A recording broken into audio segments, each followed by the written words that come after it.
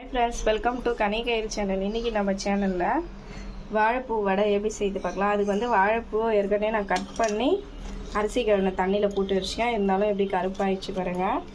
இந்த பக்கம் கடலைப்பருப்பு 2 டம்ளர் கடலைப்பருப்பு ஊற வச்சிருக்கேன். இதை கொஞ்சம் கொரகொரப்பா அரைச்சிக்கலாம். வெங்காயம் கொத்தமல்லி கட் பண்ணி வச்சிருக்கேன்.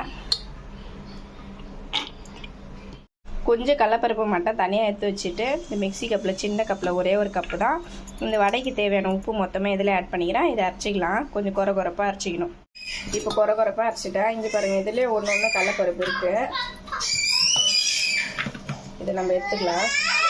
இந்த கடலைப்பருப்பு எடுத்துகிட்டு வெங்காயம், நான் 2 வெங்காயம் ஸ்லைஸாக கட் பண்ணி வச்சுருக்கேன். இது கையிலே அப்படியே நல்லா பிசைஞ்சு விட்டுக்கலாம். நம்ம இஞ்சி பூண்டு இதில் அரை ஸ்பூன் சேர்த்துக்கிறேன். கொத்தமல்லி சேர்த்துக்கிறேன். இஞ்சி பூண்டு பேஸ்ட் அதை கூட கொத்தமல்லியும் சேர்த்துக்கிறேன். கொத்தமல்லி சேர்த்த உடனே பச்சை மிளகாய் ஆட் பண்ணல. இது வந்து மசாலா வடைன்றதுனால குழம்பு மிளகாய்த்தூள் காரத்துக்கு தேவையானது நான் எடுத்துட்டேன். இதில் பெரு சீரகம் இருந்தால் ஆட் பண்ணலாம். என்கிட்ட பெரு சீரகம் இப்போதைக்கு இல்லை, அதனால் நான் ஆட் பண்ணல. உப்பு வந்து நம்ம அரைக்க சொல்லே போட்டோம்ல, அதனால் இப்போ உப்பு கரெக்டாக இருக்குது. பத்தலைன்னா கொஞ்சம் சால்ட் ஆட் பண்ணிக்கலாம். இப்போ இந்த ஸ்டேஜில் எனக்கு வாஷ் பண்ணி வச்சுருக்கேன் வாழைப்பூ தண்ணி இல்லாமல் ஆட் பண்ணிக்கணும். ஏன்னா கடலைப்பருப்பு தண்ணி போச்சுன்னா அப்புறம் வடை தட்ட முடியாது. இதை ஆட் பண்ணிட்டேன். இப்போ வாழைப்பூ ஆட் பண்ணி இந்த பருப்பாவோட இதை நல்லா மிக்ஸ் பண்ணி விட்டுக்கலாம். இப்போ நல்லா நான் செஞ்சுக்கணும் ஃப்ரெண்ட்ஸ். வாழைப்பூ, கடலைப்பருப்பு, வெங்காயம், கொத்தமல்லி, இஞ்சி பூண்டு பேஸ்ட்டு, மிளகாத்தூள் சேர்த்தோம்ல. இப்போது எண்ணெய் இந்த சைடு வானில் எண்ணெய் நல்லா காஞ்சிடுச்சு. இப்போ சின்ன சின்னதாக நான் தட்டி போட்டுக்கிறேன்.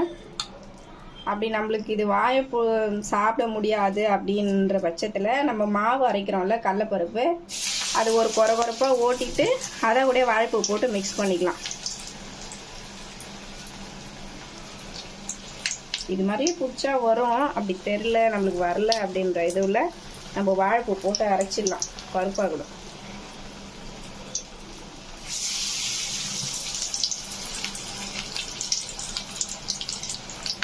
அரைச்சிட்டா வந்து டேஸ்ட்டு வேறு மாறிடும்.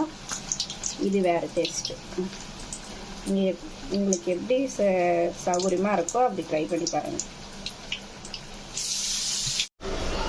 நான் இடையில 2-3 வாட்டி திருப்பி விட்டேன் ஃப்ரெண்ட்ஸ். இது வந்து நார்மல் வடை மாதிரி திருப்பக்கூடாது, உடஞ்சிடுது. கொஞ்சம் பார்த்து கொஞ்சம் முக்கால்வாசி வெந்த பிறகு தான் திருப்பணும். நல்லா திருப்பி விட்டுட்டு நல்லா வெந்துடுச்சு, கலர் மாறிடுச்சு. இப்போ நம்ம எடுத்துக்கலாம்.